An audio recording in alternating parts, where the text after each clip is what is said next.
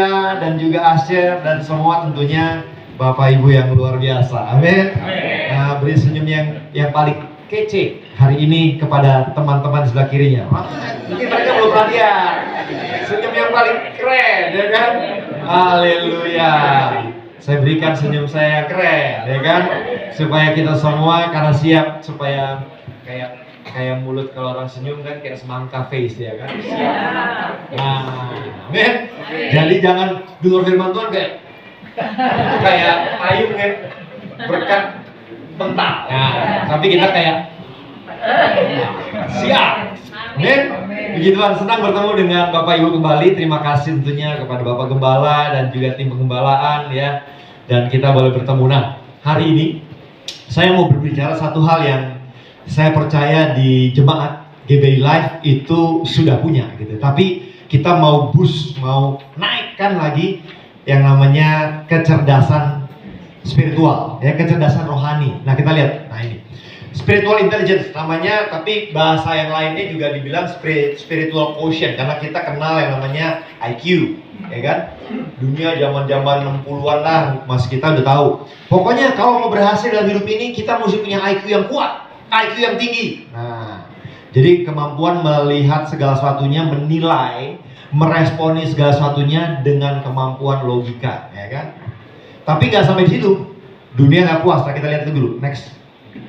Nah, ini kan kayak gini. 3 dimensi yang ternyata sekarang ini orang melihat kalau mau sukses itu intellectual intelligence itu ada di otak sebelah kiri, ya kan? Nah, itu yang berbicara. Kalau orang yang sering kali bahasanya kalau logika aja gitu, nah itu dia mainnya di kiri. Banyak pikirannya tuh dari left brain. Tapi ada lagi kemudian tahun 2000-an mulai gak cukup untuk bisa berhasil dalam hidup ini, mesti punya EQ, kemampuan menahan diri, mengatur emosi, menjaga emosi. Nah, itu yang main di otak kanan. Nah, jadi orang berpikir, wah, 2 ini udah, kalau orang udah punya kemampuan mengendalikan emosi, perasaannya, punya kemampuan logika yang kuat, ya kan? Nah, itu udah pasti mantap lah. Tetapi ternyata gak cukup. Kemudian di awal, mungkin 2000-an awal gitu ya, 2000-an belakangan gitu ya, 10-an ke atas, mulailah muncul nggak cukup. Dan sebenarnya kita di dalam keimanan, kita sudah mengerti ini, tapi kita nggak pisahin. Nah, tapi sekarang dunia masuk bahwa ternyata perlu yang namanya spiritual intelligence, kecerdasan rohani. Nah, apa itu kecerdasan rohani? Next, bisa bantu saya. Nah, kecerdasan rohani itu definisinya ini. Kemampuan, nah kalau sekarang saya bicara kita nih, saya, Bapak Ibu, kita punya kemampuan, kita punya kesanggupan bertindak, meresponi, membuat keputusan, membuat pilihan. Hidup ini kan penuh pilihan. Untuk dan meresponi kehidupan berdasarkan pilihan, keputusan, meresponinya berkehidupan berdasarkan Tuhan yang tidak kelihatan. Jadi kita mempertimbangkan faktor Tuhan di dalam kehidupan kita. Karena Tuhan adalah roh, tidak kelihatan. Nah, tapi bagi siapa? Bagi saudara dan saya yang sanggup memilih kehidupan ini di dalam keputusan bertindak, tapi menganggap Tuhan ada, yang padahal gak kelihatan. Itulah kecerdasan. Padahal kan hari-hari kita ngadepin tantangan, customer, hadapi kehidupan, mungkin rumah tangga. Tapi kalau kita cerdas rohani, artinya kita sanggup bertindak, mengambil keputusan berdasarkan kita memandang ada Tuhan dalam hidup kita yang tidak kelihatan. Amin. Jadi Tuhan gak kelihatan, tetapi hari ini nih, ini bukti nih, semua cerdas rohani. Tetapi kita mau bukan sedang, kan kalau IQ ada levelnya kan, 50, 60, 120, yang 120 itu yang jenius katanya kan. Nah, kita mau bicara semua mau jenius, ya kan, dalam hal kecerdasan rohani. Semua punya kecerdasan rohani. Kenapa buktinya? Semua datang ibadah. Padahal Tuhan ada di sini. Tuhan nggak kelihatan kan? Tuhan nggak, wah kayaknya ada fisikalnya. Nggak. Tuhan bilang 2-3 orang berkumpul dalam namaku, engkau dia hadir. Amin. Jadi kalau Bapak Ibu datang pagi-pagi, mandi, baca, kasih baju yang terbaik, itu adalah bukti kita peduli, kita mempertimbangkan, kita memperhitungkan ada Tuhan yang hidup. Padahal nggak kelihatan. Jadi itu cerdas. Pilihan Bapak Ibu datang beribadah adalah cerdas, rohani. Karena apa? kita datang ke ibadah memuji Tuhan dengan semangat dan sungguh-sungguh. Karena apa? Kita percaya Tuhan hadir. Nah, jadi kesanggupan melihat Tuhan yang tidak kelihatan, tetapi saudara dan saya memilih memandang itu sebagai hal yang utama, yang penting, itu cerdas rohani. Amin. Jadi kecerdasan rohani adalah kita bertindak mampu melihat Tuhan yang tidak kelihatan di dalam kehidupan kita. Sehingga di dalam tantangan pekerjaan, keluarga, kita memperhitungkan ada Tuhan. Masih ada Tuhan yang sanggup mengubahkan, menyembuhkan, memulihkan. Padahal dia nggak ada, nggak kelihatan. Nah, kesanggupan kita dalam kehidupan tetap melihat ada Tuhan. Yang sepertinya saudara naik angkot, naik jaklingko, naik apapun juga, busway, nah jalan di rumah, goreng. Tapi Bapak Ibu tetap memandang Tuhan melihat. Bahwa saudara, apa yang saudara lakukan, Tuhan melihat. Tuhan peduli, itu cerdas rohani. Kesanggupan melihat Tuhan senantiasa dalam kehidupan kita. Kadang-kadang kalau dia ada masalah kan kita kan jadi lupa. Makanya sekarang saya kasih renungan setiap hari, saya setiap malam, setiap subuh banget saya selalu kasih renungan kepada Bapak Junianto juga, Pastor Junianto. Itu berbicara ada yang namanya spiritual demensia. Ya, lali, lupa akan hal yang Tuhan sudah buat. Tuhan baik. Tuhan udah tolong kita tahun 2010 mungkin 2024. Tuhan tolong, Tuhan baik, Tuhan sediakan. Tapi pas lagi ada masalah, lupa lagi bahwa Tuhan sanggup. Nah, itu namanya spiritual demensia. Nah, itu artinya SQ-nya tiba-tiba hilang. Padahal kita selama ini percaya, Tuhan tolong anakku, waktu itu dia lulus, aku disembuhkan. Tuhan terima kasih kami diluputkan dari keadaan yang berat. Tapi Tuhan ada, Tuhan baik. Nah, begitu ada pergumulan lagi, lupa. Tuhan ternyata udah pernah nolong kita. Nah, jadi biarlah kecerdasan rohani kita ini tetap. Kita tetap memandang Tuhan ada dan menolong, menyertai kita. Yang selalu kan kita begitu dapat tantangan, kemarin kita bilang Tuhan menyertai. Begitu ada tantangan, kayaknya Tuhan lagi pergi on vacation, lagi liburan. Nah, hari ini kita selalu percaya Tuhan hadir dan melihat setiap jeri lelah kita. Amin. Nah, itu cerdas. Nah, ayatnya Ibrani 11 kita bilang gini. Tetapi tanpa iman itu kan percaya yang tidak kelihatan dibanding yang kelihatan, dibanding hidup karena melihat. Karena kan standarnya kita kan hidup karena melihat. Ada duit, senyumnya gini. Ada di sini 500.000. Ya, kalau 500.000 senyumnya gitu. Begitu nggak ada, dicolek juga, gue bacok. Waduh, nggak ada duit begitu. Itu kalau kita nggak cerdas rohani. Tapi kalau cerdas rohani, ya kan, ada duit, apalagi nggak ada duit, tetap senyumnya. Shalom, puji Tuhan, luar biasa, Tuhan baik. Tuhan luar biasa sudah mengerjakan kekekalan dalam kehidupan, turut bekerja segala untuk dengan baik. Nah, itu cerdas. Amin. Karena apa? Tanpa iman tidak mungkin orang berkenan kepada Allah. Tanpa percaya yang tidak kelihatan. Sebab barang siapa berpaling kepada Allah, kalau kita mau bicara cerdas rohani, kita harus percaya bahwa Allah ada. Dan bahwa Allah memberi upah kepada orang yang sungguh-sungguh mencari Dia. Itu kita harus mantap di sini. Bahwa kalau kita cerdas rohani, kita percaya bahwa Tuhan ada. Dan kita percaya bahwa Dia akan memberi upah, berkatnya, tuntunannya, pertolongannya kalau kita sungguh-sungguh mencari Dia. Sehingga kita nggak berpikir ke ibadah ini nggak ada gunanya. Percuma saya pagi-pagi berangkat ke gereja. Kita adalah orang yang cerdas rohani karena kita percaya Tuhan ada. Sehingga ibadah kita hari ini, sesungguh-sungguhnya kita makin sungguh-sungguh dalam Tuhan, maka ada berkat yang menyertainya. Amin. Nah, itu cerdas rohani. Bahkan ibadah dengan semangat, datang pagi-pagi. Saya ini baru pelayanan ke Nabire.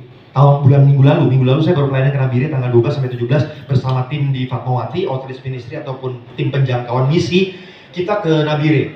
Saudara, kita ini AC. Di sana ibadahnya, saya kasih tahu ya, suhunya ya 41 sampai 45. Oke, nggak ada AC, main kipas-kipas aja. Tapi ibadahnya nih, mereka jalan 5 kilo, 7 kilo. Oke, mantap, ya kan? Semangat, jalan. Ibadahnya, tepuk tangannya.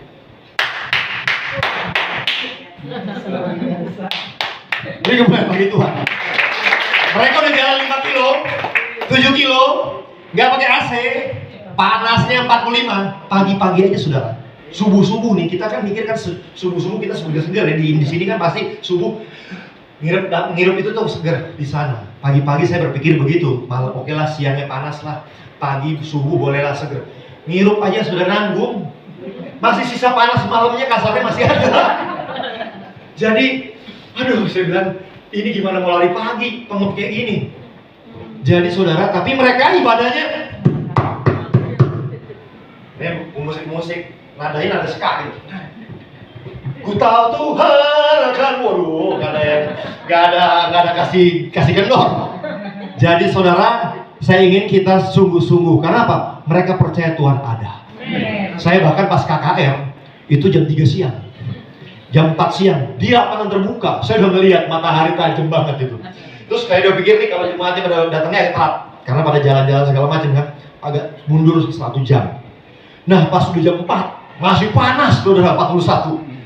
Saya pikir waduh, kalau mereka ada mulai pada, karena masih pinggir-pinggir, pada dulu pinggir-pinggir di bawah pohon segala macam. Saya pikir oke aman. Tapi kalau nanti pendeta penatuannya datang duduk di depan gini, saya kan pengkhotbahnya, saya kan harus duduk situ kan. Jadi saya berharap, aduh, kalau boleh mereka agak mundur dikit. Gak taunya jam 4 mereka udah mulai itu masih panas. Penatuannya gereja-gereja yang datang dari gereja wakil macam-mana itu datang duduk. Ya. Saya duduk deh. Jadi saya duduk, matahari di belakang saudara. Saya kelahi agak gini-gini. Udah pakai sunblock lah udah pasti. Tapi waduh, saya khotbah saudara. Itu puji Tuhan. Ini air ngalir saudara. Keringat itu netes. Kayak air orang-orang pada biasa ya. Air netes gitu karena ya 40 derajat gitu loh. Saya kadang-kadang saya pikir kayak ada lalat gitu di sini, saya pikir gini-gini mulu, tapi saya pikir kayak ada lalat, padahal itu keringat dari. Saya pikir kan lalat kan, saya takut ada nyamuk malaria gitu ya, jadi saya agak gini-gini gitu ya. Orang lain lihat saya, saya lihat, ih keringat saya sendiri. Ngalir saudara. Tapi semua itu nyanyi di depan, goyang-goyang joget saudara. Wah semua kayak nari-nari kayak Afrika gitu. Waduh saya bilang, jadi hari ini mereka menganggap Tuhan benar-benar ada, melihat kita. Jadi amin, hari ini GPI Live semangat. Dan ibadah wah kayaknya nggak mau direbut kursinya gitu, ada di depan gitu. Nanti besok-besok mungkin berebutan kursi depan sini gitu ya. Dan semua semangat. Nah, jadi tepuk tangannya kasih pinggir dikit gitu ya. Pakai jarak yang ngatur kursinya agak longgar-longgar supaya. Haleluya. Jadi kenapa? Karena kita menganggap Tuhan ada. Itu cerdas banget. Di satu orang kita terbuai yang kelihatan kan kalau pengen nih, kalau Pak Gembala ada, kami boleh ibadahnya semangat. Pak Gembala lagi nggak ada, udahlah kasih tepuk tangan dari sini aja deh. Tapi hari ini beda. Semua karena Tuhan ada. Kita menganggap Tuhan ada dan Dia memberi upah barang siapa yang sungguh-sungguh cari Dia. Amin. Nah itu cerdas rohani. Nah sekarang saya mau menunjukkan gambaran cerdas rohani. Cerdas rohani ini satu yang kita kesanggupan melihat yang tidak kelihatan, hal-hal yang rohani, janji Tuhan itu sebagai yang lebih nyata dibanding realnya. Ketika kita nggak ada duit, tapi kita percaya Tuhan memberkati janjinya, kita lebih melihat janji Tuhan tadi akan berkatnya yang datang dalam keluarga kita atau kehidupan kita dibanding yang kelihatan saat ini kita masih kurang, lagi nggak bisa beli nasi goreng, lagi baru lihat keluar ATM-nya juga masih saldonya kepotong admin, ya kan? Tapi kita tetap percaya Tuhan akan memberkati kami dan keluarga. Nah, itu cerdas. Nah, sekarang ada beberapa orang yang saya mau tunjukkan bagaimana dia bisa lompat kecerdasan rohaninya karena dia melakukan apa yang kita bicarakan dalam definisi ini. Next lagi. Nah ini ada 3 orang nih. Ini silsilah Tuhan Yesus. Kalau Bapak Ibu pernah familiar, ini memang panjang nama-nama. Tapi semuanya namanya juga Israel adalah kebapaan sama ke Indonesia. Jadi yang dibicarakan selalu Bapak. Tetapi lihat nih, di dalam silsilah Tuhan Yesus anak Daud, anak Abraham, Abraham memperanakan Ishak, Ishak memperanakan Yakub, Yakub bapaknya memperanakan Yehuda dan saudara-saudaranya, Yehuda memperanakan Peres dan Zerah anaknya, tapi disebutin nih ibunya yang bukan orang Yahudi. Aman. Peres memeranakan Hezron, Hezron memeranakan Ram, Ram memeranakan Aminadab, Aminadab memeranakan Nahson, Nahson memeranakan Salmon, Salmon memeranakan Boas dari Rahab. Nah, sudah lihat ya, Boas memeranakan Obed dari Rut, Obed memeranakan Isai. Jadi saudara lihat, semuanya ini kita lihat bahwa ada orang-orang yang namanya muncul. Jadi tiba-tiba nih muncul, naik daun, influencer. Tiba-tiba dari yang kehidupannya ini, semua orang ini orang bukan Yahudi, wanita bukan Yahudi. Dan nanti kalau saya lihat, saya sharingkan apa yang mereka lakukan, kita mungkin agak gambar-gambar, yang dia lakukan kayaknya nggak bener banget deh. Tetapi dia melakukan pilihan, keputusan yang cerdas rohani, dan itu membawa mereka lompat dan naik dalam silsilah Tuhan Yesus, dan mereka menjadi penyelamat dalam keluarga mereka dan keturunan, dan bahkan menjadi ahli waris. Nah, contohnya Tamar. Tamar ini kan adalah mantunya Yehuda. Ya, mungkin dari cerita tahu ceritanya kan. Yehuda dia pengen punya anaknya ada 3. Anaknya yang pertama menikah dengan si Tamar, tapi anaknya jahat, mati. Dan akhirnya turun ranjang kepada adiknya. Adiknya jahat juga, mati. Jadi sekarang Tamar dijanjiin adiknya yang kecil yang agak nakomerce, yang agak jauh jaraknya, tetapi nggak gede-gede, nggak dikasih sama Yehuda. Nah, tapi akhirnya ceritanya mungkin kita mikirnya kayaknya kok Tuhan lakukan berkati si Tamar, dia kan akhirnya pura-pura karena si Tamar ini adalah orang yang sangat menilai rohani tinggi, sangat menghargai yang namanya janji. Jadi Tamar ini masuk di dalam Alkitab ini karena dia adalah pemburu janji Tuhan. Saya ingin orang-orang yang cerdas rohani adalah orang-orang yang memburu janji Tuhan. Jadi terhadap janji Tuhan itu bela-belain gitu loh. Nah, Tamar ini dia dijanjikan, dia orang bukan Yahudi, tapi dia tahu berkat itu ada di Yehuda. Jadi dia menikah dengan anaknya Yehuda, tetapi karena anaknya mati, tapi sekarang dia akhirnya pura-pura jadi pelacur. Ceritanya memang kayaknya gak enak banget. Pura-pura jadi pelacur dan akhirnya dihampiri oleh Yehuda mertuanya, dan akhirnya punya anak. Jadi Tamar ini dia biasa-biasa orang luar, tapi tiba-tiba melesat dan jadi berkat karena dia satu titik dalam hidupannya memilih menilai hal yang rohani itu lebih dari segalanya. Jadi saya ingin jemaat GBI Life adalah orang yang bela-belain terhadap yang namanya janji Tuhan. Mungkin kan saudara dan saya, Tuhan janjikan pemulihan, janjikan Tuhan berkati anak, keluarga saudara, pelayanan saudara, usaha. Nah saudara, saya ingin kita adalah jemaat yang menghargai dan bela-belain terhadap janji Tuhan itu besar sekali, sehingga kita hari ini kalau kita menderita, kita masih belum seperti yang kelihatannya, kita adalah orang yang rela dan lakukan segalanya. Kalau Tuhan bilang aku mau ibadah dengan sungguh-sungguh, aku mau lakukan yang terbaik, aku tetap memberi, aku tetap akan melakukan yang baik, aku akan berbaik sama orang, mengampuni walaupun dia yang bikin aku sedih, bikin aku rugi, bikin aku pelarat ataupun mendapatkan masalah. Tapi kita karena Tuhan bilang suruh mengampuni, kita bela-belain demi janji Tuhan itu nyata dalam kehidupanku, aku bela-belain. Nah itu Tamar, orang yang lakukan rela melakukan ekstra mile, lakukan hal yang kayaknya kita dengarnya di Alkitab, dia pura-pura jadi pelacur hanya untuk dapat keturunan dari Yehuda. Jadi saya ingin jemaat GBI Life adalah jemaat yang memburu janji Tuhan. Jadi di tengah-tengah nih, saya sengaja nih orang-orang yang cerdas rohani. Kadang-kadang kehidupan ini datang dengan masalah, bentuknya nggak karuan. Tapi kita mesti bisa unboxing ini. Saudara kelihatannya kayaknya nggak menarik gitu ya. Tetapi kalau saudara buka, saya ingin kita punya kecerdasan rohani yang sanggup menyibakkan segala yang kelihatan di masalah kehidupan kita. Masalah kan, tapi di dalamnya ternyata ada kunci mobil.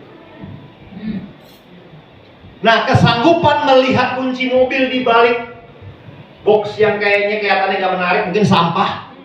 Saudara mungkin hari ini mengalami masalah, tapi kita jemaat GBI Life sanggup melihat Tuhan dan janjinya di tengah-tengah keadaan yang gak ada menjanjikan. Ya mungkin saat ini uang gak ada, sakit, lagi ngalamin masalah, tapi jemaat bisa, saudara dan saya bisa melihat Tuhan di dalamnya.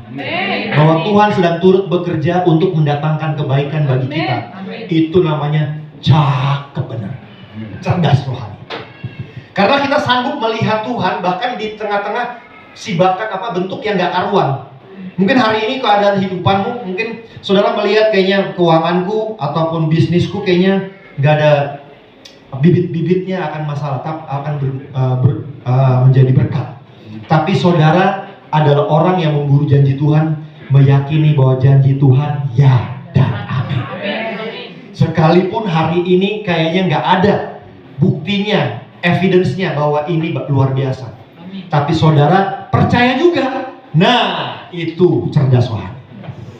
Jadi kesanggupan menyibakkan sampah-sampah serpihan kehidupan, dan kemudian saudara unboxing seperti kita kalau dapat paket dari Tokopedia, dari Shopee, saudara buka, kadang-kadang asal bungkus-bungkus saja ya, tapi di dalamnya ternyata pesanan saudara yang luar biasa. Nah, jadi saudara, hari ini saya ingin jemaat adalah jemaat yang sanggup melihat di balik layar. Amin. Nah, mereka ini kemudian Rahab ini pelacur, saudara. Kalau dia usianya 30, kasarnya dari usia 17 lah kasarnya, itu dia melakukan hal yang gak benar. Sampai satu titik di usia 30-nya ini, tiba-tiba dia dapat kesempatan ataupun dia dibawa dalam situasi yang harus diambil keputusan. Makanya tadi kan, kecerdasan rohani adalah kemampuan mengambil keputusan yang menganggap Tuhan ada. Nah, dia kemudian orang Israel lagi mengintai Yeriko, mau dirubuhkan. Nah, dia ngambil resiko. Rahab yang tadinya pelacur, dia hidupnya gak ada gunanya, orang gak ada yang lihat, tapi satu titik dalam kehidupannya, dia mengambil keputusan yang ilahi. Dia memandang yang rohani itu penting sehingga dia mengambil resiko. Pasti bangsanya hujat dia, atau bisa dia ditangkap dan dia dibunuh, menyelamatkan orang Israel. Dan bahkan dia kan kategorinya pengkhianat, bener gak? Bangsanya dia kasih tahu orang yang buat akan ngancurin mereka, tetapi dia ngambil resiko. Karena apa? Kita lihat next. Ini katanya dia, waktu dia menyembunyikan orang Israel. Di Yosua 2 ayat 9-11 dia berkata gini. Dan dia waktu naik ke atas lotengnya, waktu orang-orang Israel lagi disembunyiin, dia ngomong gini. Alasannya dia kenapa dia ngambil resiko dan mau menyembunyikan kalian. Dan berkata kepada orang-orang itu, aku tahu. Nah, ini rohani. Dia tahu sesuatu yang rohani, sesuatu yang gak kelihatan. Aku tahu bahwa Tuhan telah memberikan negeri ini kepada kamu. Profetik gak dia?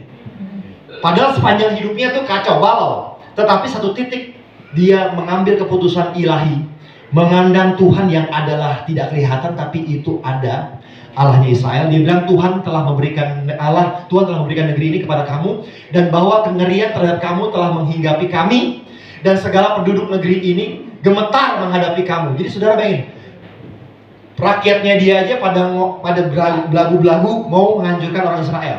Walau punya tembok besar Yeriko, tapi dia orang yang melihat secara rohani, beliau melihat Tuhanmu besar, bahkan kami pun takut sebab kami mendengar bahwa Tuhan telah mengeringkan air laut teberau di depan kamu ketika kamu berjalan keluar dari Mesir, dan apa yang kamu lakukan kepada kedua raja orang Amori yang di seberang sungai Yordan itu, ya ini kepada Sihon dan Og yang telah kamu tumpas. Jadi orang Yeriko nganggap itu terserah loh, Allahnya Israel bisa melepaskan, tapi kami tetap ngejago. Banyak orang kan gitu, udah tahu Tuhan besar, Tuhan ajaib, Tuhan sanggup menolong, tapi tetap nggak ngandalin Tuhan. Ya kan? Udah ngelihat, udah dengar kesaksian di mimbar ini, Tuhan bisa menyembuhkan, Tuhan memulihkan, tapi tetap ngambil pilihan, tetap nggak mau ngikut Tuhan. Tetap ngambil pilihan, nggak mau ditolong Tuhan. Kan bisa ada gitu. Nah, tapi Rahab cerdas. Dia bisa melihat Tuhan yang menolong. Dia bisa melihat Tuhan yang ajaib, yang besar, yang sanggup. Lanjut lagi dibilang, yakni kepada yang telah kamu tumas. Ketika kami mendengar itu, tawarlah hati kami dan jatuhlah semangat setiap orang menghadapi kamu, sebab Tuhan Allahmu. Dia bisa ngomong gini, saudara.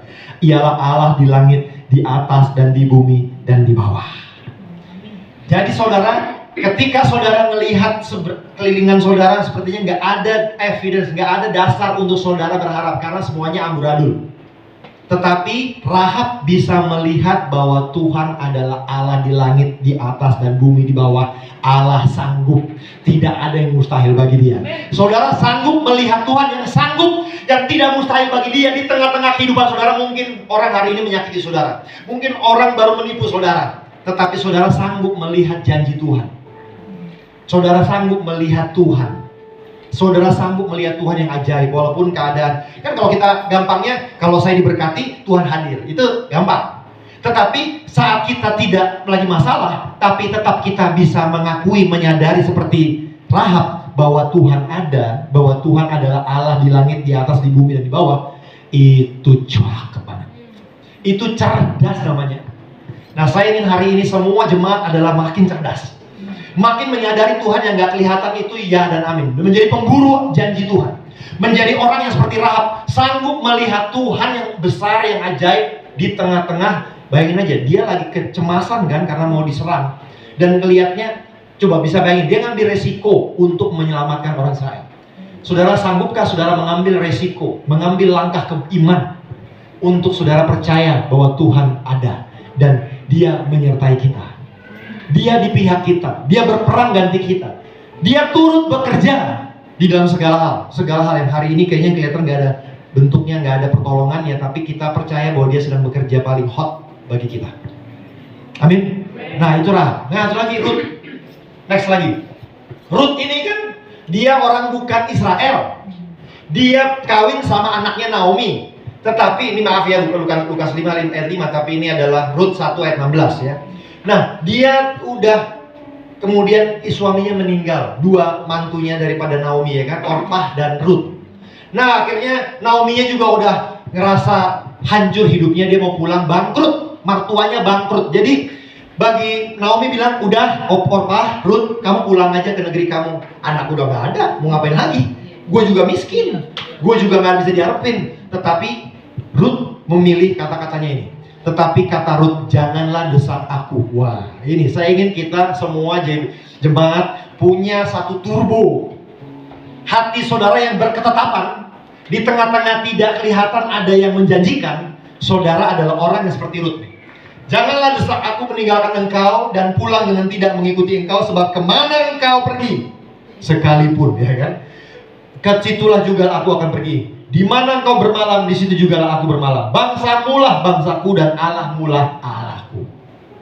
Saudara sanggup melihat Tuhan di saat kalau di kacamatanya si Rut gak kelihatan kan Tuhan. Naominya kalau dia kaya masih bayang ya, ini mertua kaya lumayan nih, dapat cipratan. Naominya aja bahkan dia waktu pulang ke kampungnya ke Israel, dia bilang jangan panggil aku Naomi, panggil aku Mara, karena kepahitan sudah menimpa aku. Jadi dia dalam posisi mental health. Bayangin aja, agak gila. Jadi bayangin aja, bagi si Rut tuh ngikutin mertuanya yang kayak gini, miskin, udah mentalnya juga udah jatuh, ngapain juga? Dia boleh pulang, dia bisa cari lagi duda ataupun pria yang kaya di bangsanya dia, tapi dia menghargai Allah Israel. Amen. Dia memandang Allah Israel itu memang Allah segala Allah. Amin. Adalah Allah yang hidup. Amin. Sehingga dia bela-belain ambil resiko, percaya yang tidak kelihatan. Saudara, hari ini saya ingin semua kita sanggup melihat Tuhan yang tidak kelihatan. Amin. Di tengah-tengah kehidupan saudara apapun hari ini. Amin. Seperti Rut bisa mengambil keputusan. Dan saudara, karena itu dia bisa melompat masuk ke dalam silsilah Tuhan Yesus. Dan dari sana kelahirlah Juru Selamat Yesus Kristus. Jadi saya ingin saudara bisa menganggap yang rohani itu lebih penting daripada yang kelihatan. Itu kan iman kan. Nah, hari ini kita mari sama-sama, kita boleh seperti Rut, bisa melihat Tuhan di tengah-tengah keadaan yang tidak menjanjikan. Menjadi Tamar yang memburu janji. Jadi janji Tuhan itu dimasukin di hati dia sangat-sangat besar pertimbangannya, sehingga dia bela-belain lakukan yang orang bilang, lo ngapain lo? Hah? Kamu mau jadi pura-pura duduk di pinggir jalan hanya untuk dapetin Yehuda? Iya, aku akan lakukan untuk janji Tuhan. Saya ingin saudara adalah pemburu janji Tuhan. Walaupun hari ini apapun saudara sibakkan, saudara bentuk kehidupanmu mungkin sepertinya gak menjanjikan. Mungkin ini bentuknya lebih jelek lagi lah, kalau ini kertas koran, kertas bungkusan kotor. Tapi saudara bisa unboxing, tetap melihat Tuhan di dalamnya. Amin, saudara. Nah, beberapa hal, dua hal ini saudara yang perlu kita punya pandangan. Next slide. Prinsip yang harus kita mengerti adalah prinsip kasih karunia. Kalau kita mau menjadi orang yang cerdas rohani, kita harus mengerti prinsip kasih karunia. Ini bilang gini, 2 Korintus 9 ayat 12 ayat 9 10. Tetapi jawab Tuhan kepadaku, cukuplah kasih karuniaku bagimu. Sebab justru dalam kelemahanlah kuasaku menjadi sempurna. Sebab itu terlebih suka aku bermegah atas kelemahanku, supaya kuasa Kristus turun menaungi aku. Karena itu aku senang dan rela di dalam kelemahan. Jadi saudara, yang ada di dalam Rahab, Tamar, dan Ruth, itu ada ini. Ada prinsip yang dia pegang, bahwa ketika dia lemah, ketika keadaan seperti tidak yang dia pikirkan mauin, tetapi dia bilang, sebab itu aku lebih suka yang kayak gini. Aku lebih suka, bahkan nyaman, makanya dia bilang Yakobus itu paling dulu menaungi aku karena aku senang dan rela dalam kelemahan, di dalam siksaan, di dalam kesukaran. Hah? Kamu bisa tetap melihat kesukaran sebagai yang kamu bilang suka dalam penganiayaan dan kesesakan oleh karena Kristus. Jadi saudara bisa memandang yang gak kelihatan Tuhan itu adalah segalanya. Sebab jika aku lemah maka aku kuat. Saudara, ketika saudara cerdas rohani, saudara adalah orang yang sanggup melihat aku kuat. Ketika aku lemah, Tuhan malah kuat. Nah itu. Jadi ketika keadaan seperti ini gak menjanjikan, masalah, situasi, tapi kita bisa melihat ini puncak kekuatan Tuhan dalam hidup saya. Nah itu kasih karunia. Jadi kemampuan melihat Tuhan lebih kuat di dalam aku ketika di dalam keadaan yang tidak seperti kita lihat ngerti. Karena Tuhan punya sifat adalah dia selalu menambahkan. Misalnya kalau ini gelas gitu ya, ini air. Saudara, kalau saudara punya kemampuan itu segini, maka kasih karunia, kan saya udah minum dikit ya, maka kasih karunia segini. Kalau saudaranya nggak punya bahan, saudara kehidupan saudara bahannya nggak ada di sini, maka Tuhan akan balance selalu sama yang namanya Tuhan adil. Dia akan selalu mengisi sisanya. Jadi semakin saudara lemah sebenarnya, semakin kita dalam kondisi yang tidak ada dasarnya ataupun mustahil, sebenarnya ketika saudara percaya, maka yang gap antara saudara punya keadaan dengan mukjizat yang terjadi, itu kasih karunia yang nambahin. Jadi makanya Tuhan bilang kasih karunia itu cukup selalu. Jadi ketika saudara keadaannya di sini, maka Tuhan akan kasih karunia selalu cukup. Jadi selalu sifatnya Tuhan selalu mencukupkan untuk saudara mengalami mukjizat, mengalami Dia. Jadi ketika saudara segini, maka Tuhan akan kasih karunia segini supaya kita sampai kepada mukjizat. Terobosan. Ketika keadaannya Rahab segini, dia sebenarnya pelacur, dia sebenarnya lagi resiko, tapi dia percaya Tuhan, maka dia sedang memberi uang kepada Tuhan sebesar ini, ya kan, kalau kita bayangin. Jadi kasih karunia yang selalu ngisi. Jadi kalau kita cerdas rohani, kita adalah orang yang bisa melihat semakin keadaan kita makin tidak sanggup, makin mustahil, maka makin besar Tuhannya dalam kita. Kapan Tuhan besar? Makanya Paulus bisa ngomong kayak gini. Justru aku senang banget kalau aku diizinkan lemah, karena aku berkesempatan melihat, mengalami, menerima kasih karunia Tuhan yang cukupkan aku untuk mukjizat dan terobosan dan janji Tuhan. Amin. Jadi itu sifatnya. Di dalam ketika saudara cerdas rohani, saudara adalah orang yang mengerti bahwa kasih karunia dicurahkan ketika lemah. Jadi kelemahan saudara, kondisi yang tidak seperti saudara harapkan, keterbatasan saudara nggak terbatas. Sebenarnya itu adalah kandidat utama kasih karunia Tuhan dicurahkan makin besar. Kacamata ini yang ada di dalam seorang yang cerdas rohani. Dia melihat yang tidak kelihatan. Kalau yang kelihatan kan kemampuan kita ya. Saya ini mau bisnis tapi saya kan nggak punya kenalan, nah gitu kan. Itu kesanggupan kita. Tapi ketika kita berserah sama Tuhan, kita percaya sama Tuhan, kita sedang memberi ruang. Tuhan sanggup melakukan yang tidak kelihatan, mengadakan dan membuka pintu bagi kita. Amin. Kita percaya janjinya. Amin. Di saat Ruth tidak melihat ada bahan untuk dia mengalami hidup yang luar biasa, tapi dia memilih, aku percaya Allah Israel, Allah yang hidup, dan itu Allahku. Wow. Tapi kan aku janda doang, aku kan miskin. Kamu udah lihat, aku juga udah agak setengah-setengah gini gitu kan. Tapi dia tetap memilih, no, aku akan ikut kamu kemanapun kau pergi. Aku akan tetap lakukan yang benar, walaupun yang tidak benar terjadi padaku. Aku akan tetap bersyukur, walaupun aku nggak ada dasar untuk bersyukur. Aku akan tetap senyum, walaupun aku mungkin hari ini tidak punya dasar untuk senyum. Karena apa? Aku percaya jerih lelahku dalam Tuhan tidak pernah sia-sia. Karena aku percaya bahwa Allah sungguh-sungguh ada, dan Dia memberi upah kepada barang siapa yang sungguh-sungguh mencari Dia. Lakukan firman. Amin. Itu kecerdasan rohani kita. Jadi kita di dalamnya kita punya prinsip kasih karunia itu selalu diisi, ditambahkan di dalam kekurangan. Jadi kita nggak usah khawatir dengan keadaan kita yang mungkin jauh dari mukjizat kita, dari terobosan janji Tuhan. Tapi semakin jauh, semakin Yusuf semakin jauh dari janji Tuhan, dia makin jauh, makin dalam kan, dia makin ke penjara. Tetapi kita lihat kasih karunia Tuhan cukup menutupi dia, melompatkan dia sampai ke istana. Amin. Jadi kasih karunia selalu menutupi apa yang kelemahan, kekurangan kita. Jadi jangan pernah tidak memperhitungkan ada Tuhan dalam hidup kita. Mungkin hari ini saudara lihat karena saya juga dalam pergumulan, tapi saya harus bisa melihat Tuhan yang sedang melihat setiap gerak-gerik saya, setiap jeri lelah saya, dan itulah Tuhan dalam hidup kita. Amin. Nah, lanjut lagi, ada ayat di dalam Petrus bilang gini, sebab dapatkah disebut ujian jika kamu menderita pukulan karena kamu berbuat dosa, tapi jika kamu berbuat baik, dan karena itu kamu harus menderita. Saudara lihat ya, pelemahan kita. Walaupun kita saudara keadaannya sepertinya nggak layak untuk disenyumin, nggak layak untuk disyukurin, nggak layak untuk kita ketawa, tapi kita ketawa juga karena Tuhan suruh kita bersukacita dan senantiasa bersukacita, maka itu adalah kasih karunia perkara. Jadi waktu saudara lakukan firman Tuhan, walaupun saudara nggak rasa nggak enak body, don't feel like doing it, ya kan? Mungkin lagi nggak ada masalah, lagi ada masalah di rumah, masalah segala macam, kayaknya nggak rasa untuk senyum, ya kan? Kalau ngebete gampang, tinggal keluarin aja. Saya merasakan segala keberantakan di dalam rumahku, tanggaku, maka aku keluarkan. Nah, itu gampang. Tetapi tetap mengolahnya, walaupun keadaannya nggak berantakan, tapi saudara memilih kata Tuhan, bersukacitalah dan bersyukurlah.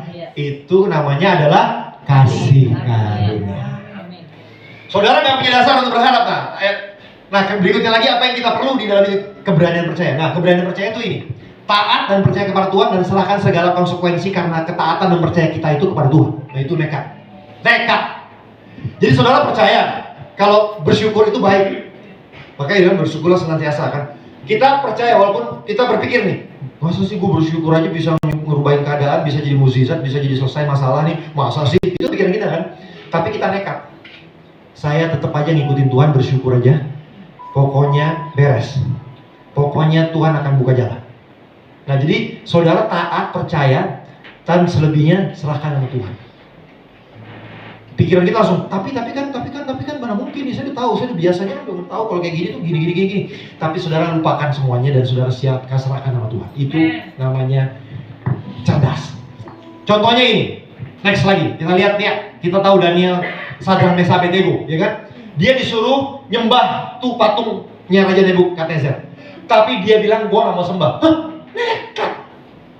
Tapi dia bilang ini, kata-kata ini yang harus ada dalam roh. Saya ingin hari ini mengimpartasikan roh ini dalam setiap saudara. Suatu kenekatan rohani, satu kecerdasan rohani, keberanian percaya. Dan saudara berkata begini, Sadrak, Meshach, Abednego menjawab Raja Nebukadnezar, tidak ada gunanya kami memberi jawab kepada Tuanku dalam hal ini. Jika Allah kami yang kami puja sanggup melepaskan kami, maka ia akan melepaskan kami dari perapian yang menyala-nyala itu dan dari dalam tanganmu ya Raja. Tetapi, nah ini saya ingin roh kita ada di sini nih. Tetapi seandainya tidak, hendaklah Tuanku mengetahui ya Raja, bahwa kami tidak akan memuja dewa Tuanku dan tidak akan menyembah patung emas yang Tuanku dirikan. Haleluya. Amin.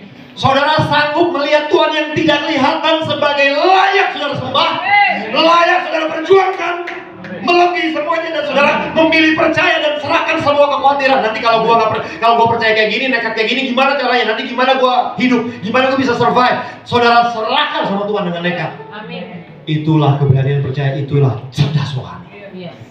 Saudara berani percaya dan serahkan semua konsekuensi karena taat saudara, percaya saudara kepada Tuhan. Makanya saudara, kekhawatiran itu adalah bentuk negatif dari ini. Karena saudara sedang nggak percaya Tuhan itu bisa beresin. Saya percaya Tuhan, tapi saya ingin hari ini jemaat GBI Live cerdas rohani, sanggup melihat Tuhan yang sanggup. Tuhan berkata serahkan segala kekhawatiranmu karena aku peduli. Dan kita adalah orang yang pokoknya dibilang Tuhan kayak gitu, percaya aja. Kekhawatiran semua segepok kasih Tuhan. Terus kita senyum-senyum. Kadang-kadang kan jemaat juga kadang-kadang, lu lagi pergumulan, lu jangan senyum-senyum terlalu lebar lu. Hari ini semua kita memang harus senyum. Memang harus jangan khawatir. Ketidakkhawatiran saudara adalah penyembahan terbesar. Adalah penganggapan Tuhan itu hidup ada dalam hidup saudara yang terbesar.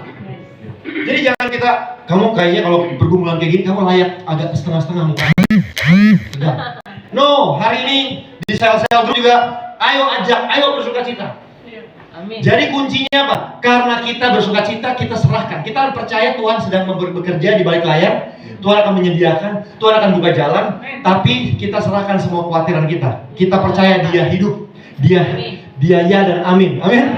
Jadi saudara, kita punya keberanian percaya. Kita mengerti kasih karunia itu ditambahkan di dalam kekurangan. Jadi kalau kita dalam keadaan lemah, yang besar apanya? Kasih karunia Tuhan. Dan itu kata Paulus, dia suka Instagram kayak gitu. Ketika dia lemah, Tuhan kuat. Saya pengen difoto dalam kondisi seperti itu. Dia menganggap itu paling kece. Saat dia lemah, terbatas, mustahil, tapi Tuhan dia percaya juga. Dan dia tetap lakukan yang benar. Dia tetap senyum, tetap bersyukur, tetap ibadah, tetap doanya rajin, tetap baca firman rajin, tetap lakukan ibadahnya setengah jam datang sebelumnya. Nah, ibadahnya gitu. Nah, itu kita sedang menganggap dia ada. Itu cerdas sekali. Itu hari ini SQ-nya, SI-nya dari jemaat GBI Live naik. 100 itu yang standar, ini 150 punya semua. Amin. Semua sanggup melihat Tuhan yang berjanji, dan Dia yang sanggup, Dia Allah yang besar dalam kehidupan kita. Amin. Nah, lanjut lagi, kita lihat lagi. Ini contohnya nih. Roma 4:18-20. Abraham. Sebab sekalipun, nah ini jemaat GBI Live, sebab sekalipun tidak ada dasar untuk berharap, namun jemaat GBI Live, anak-anak Abraham berharap juga dan percaya. Walah. Bahwa ia akan menjadi bapa banyak bangsa, bahwa ia akan diberkati, usahanya akan diberkati, akan disembuhkan, anaknya akan kembali, anaknya memuliakan Tuhan menurut yang telah difirmankan, seperti yang dijanjikan Tuhan. Demikianlah banyaknya nanti keturunanmu, demikianlah berkatmu, demikianlah pertolongan Tuhan, demikianlah usahamu, demikianlah kesehatanmu, anakmu, istrimu, suamimu diberkati. Nah, kalau jemaat kita semua seperti anak Abraham, kita berharap walaupun tidak dasar berharap. Nah, itu cerdas, itu nekat. Kita menyerahkan semua konsekuensi. Nanti kalau saya terlalu percaya kayak gini, udah ibadah hot-hot kayak gini, baca firman rajin-rajin, nanti kalau nggak dijawab doanya gimana? Nah, kita ada orang yang nggak. Aku percaya. Kayak saudara misalnya, aku percaya Tuhan akan jawab. Terserah. Pokoknya, nah itu pakai kata-kata pokoknya. Pokoknya Tuhan besar. Pokoknya Tuhan luar biasa. Pokoknya Tuhan akan buka jalan. Pokoknya anakku akan kembali. Pokoknya uangku akan kembali. Pokoknya aku akan diberkati. Nah, satu kenekatan rohani karena memandang Tuhan itu besar. Tuhan itu ada. Tuhan memberi upah pada mereka yang sungguh-sungguh mencari Dia. Itulah kecerdasan kita. Amin. Satu lagi. Lukas 5. Simon Petrus menjawab guru.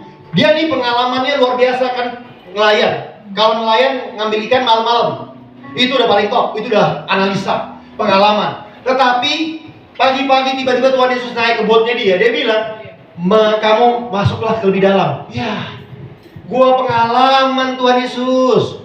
Saya udah tahu pagi-pagi mana ada ikan. Tapi Simon Petrus, tetapi jemaat GBI Live mengambil keputusan seperti Petrus. Simon Petrus jemaat GBI Live menjawab, Guru Tuhan, telah sepanjang malam aku telah berusaha, percaya lakukan yang benar, malam kami bekerja keras dan kami tidak menangkap apa. Tapi karena engkau menyuruhnya juga.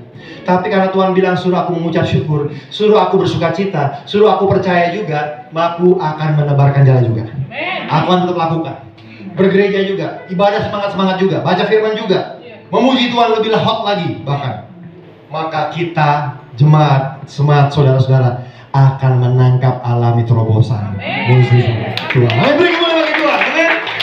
Jadi kita semua hari ini adalah orang-orang yang cerdas.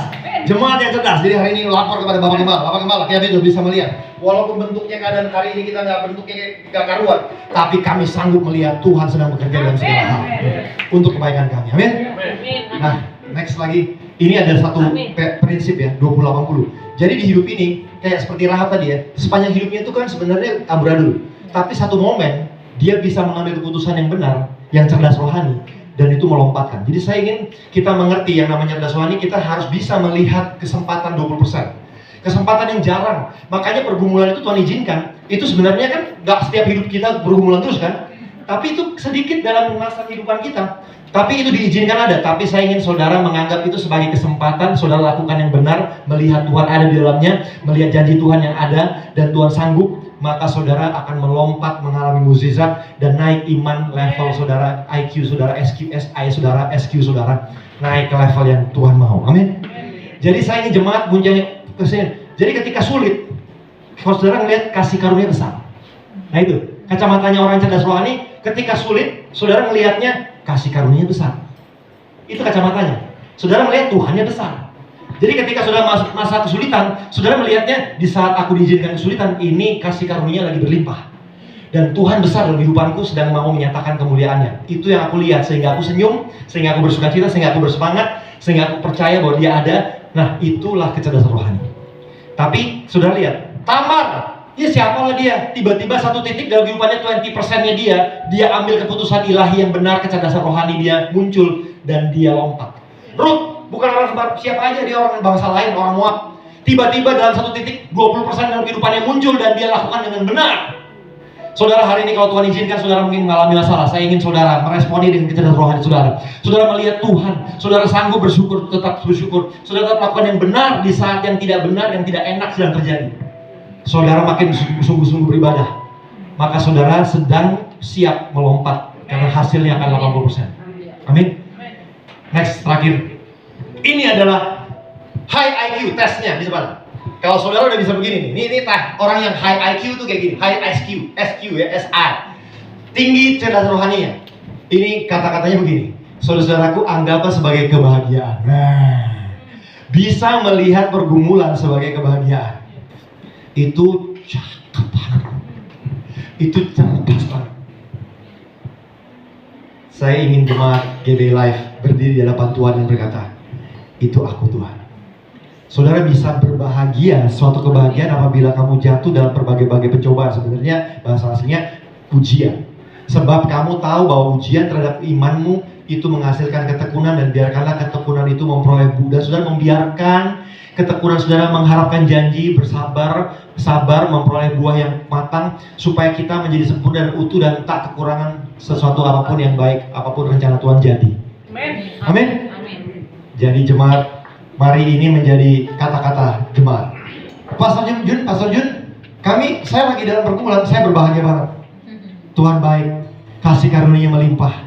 Aku melihat Tuhan sedang bekerja dalam segala hal untuk mendatangkan kebaikan. Nah, terus kelihatan senyumnya juga, semangatnya kelihatan, naik tangganya juga.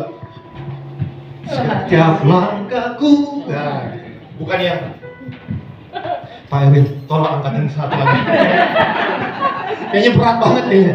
Karena kita nggak bisa melihat Tuhan ada dalam kehidupan kita. Kita nganggap Tuhan lagi on vacation, lagi ke Anyer, lagi ke Bali. Jadi nggak ngeliat nih, saya udah juri dulu nih, saya udah WL saya tadi, wah udah WL ini. Waduh, kayaknya Tuhan nggak ngeliat ini. Nah, kita percaya, jadilah kita dan Tuhan tidak pernah sia-sia. Dan itu makanya kita bahagia. Semakin saudara, misalnya gini, saya WL, tapi jemaat semua kayaknya nggak peduli, saya tetap hot. Nah, sebenarnya itu kasih karunia makin besar. Kalau jemaatnya semua hot, WL hot, gampang. Ibadah yang datang ke kelompok sel, datangnya cuma 2 orang, tetap saudara semangat. Itu kan perlu kasih karunia. Kalau semuanya hot, saudara datang tinggal datang doang, cuma duduk taruh pantat doang, terus semua ikut happy, gampang saudara. Gak perlu kasih karunia, gak banyak-banyak.